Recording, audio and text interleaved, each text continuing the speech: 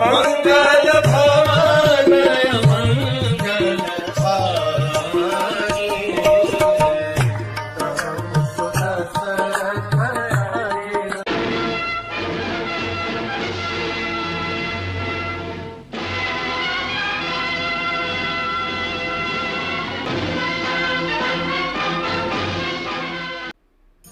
हरे कृष्ण। हनुमान जी एक बहुत ही विचित्र गार्ड के सामने आए, जिसका आधा शरीर वानर का था और आधा मगरमच्छ का। तो हनुमान जी को एक्चुअली उसने पकड़ा था। हनुमान जी अंदर महिरावण के चेंबर में जाना चाहते थे। हनुमान जी ने पूछा, तुम कौन हो? उस गार्ड ने कहा, मेरा नाम मकर ध्वज है, मैं हनुमान जी का बेटा हूं। हनुमान जी बोले, क्या मेरा बेटा? मैंने आज तक किसी स्त्री को कामुक नजर से देखा नहीं है। मतलब शादी छोड़ दो, बच्चा पैदा करना तो छोड़ दो, अब मेरे बेटे कैसे हो गए?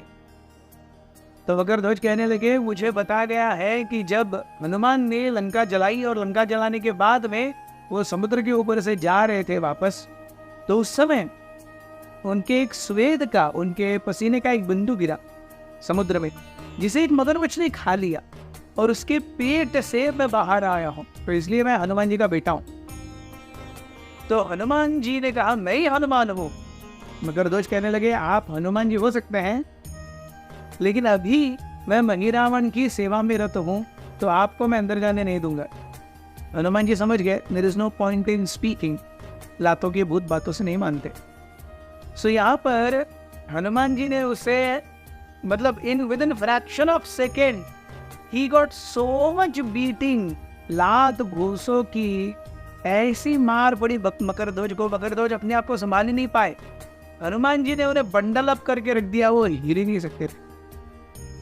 We see these are classic examples.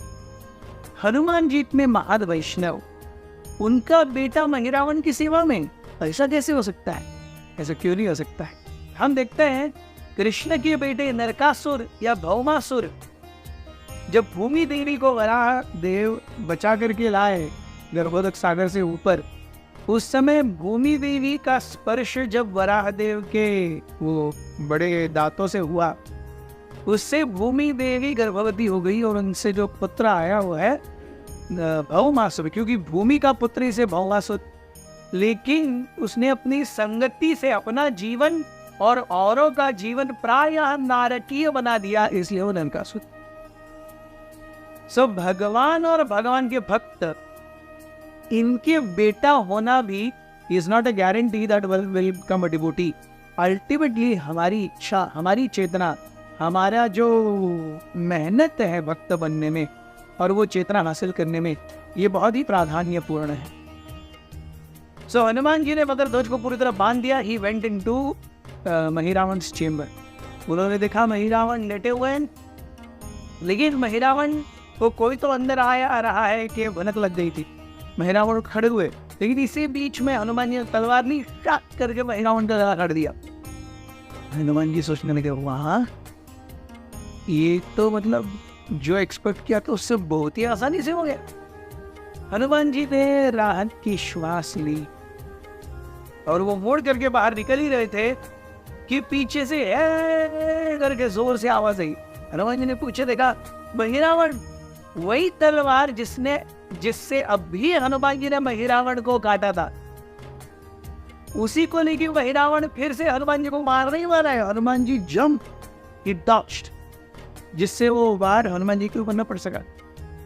लेकिन हनुमान जी ने गिरते गिरते ऐसी लात मारी महिरावण को, महिरावण डिसबैलेंस हो गए। महिरावण डिसबैलेंस हो गया, उसके हाथ से फिर से तलवार छूट गई, वो गिर गया। हनुमान जी ने चांस लिया, उन्होंने फिर से तलवार ली और इस बार महिरावण के बहुत छोटे छोटे छोटे छोटे 100 टुकड़े कर दिए। और ये करके फिर हनुमान जी बोले, ओह ठीक है। But then just to see what happens, he just stood there, and within no time, फिर से महिरावण's body parts joined, और महिरावण फिर से वही तलवार लेके आने लगा। हनुमान जी थॉट, ये क्या चल क्या रहा है? मैं इसे मार रहा हूँ, ये फिर से जिंदा हो रहा है, मैं इसे बहुत टुकड़ों में काट दिया, फिर से ये ज्वाइन हो गया।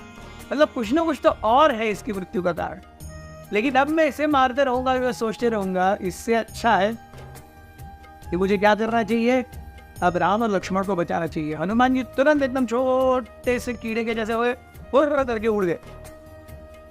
This is a very important aspect. Hanuman ji देखते हैं there is a problem at hand but seemingly it has no solution. So Hanuman ji ने अपना समय व्यर्थ नहीं गवाया उस प्रॉब्लम को सॉल्व करने के लिए जिसका अभी सॉल्यूशन दिख ही नहीं रहा है।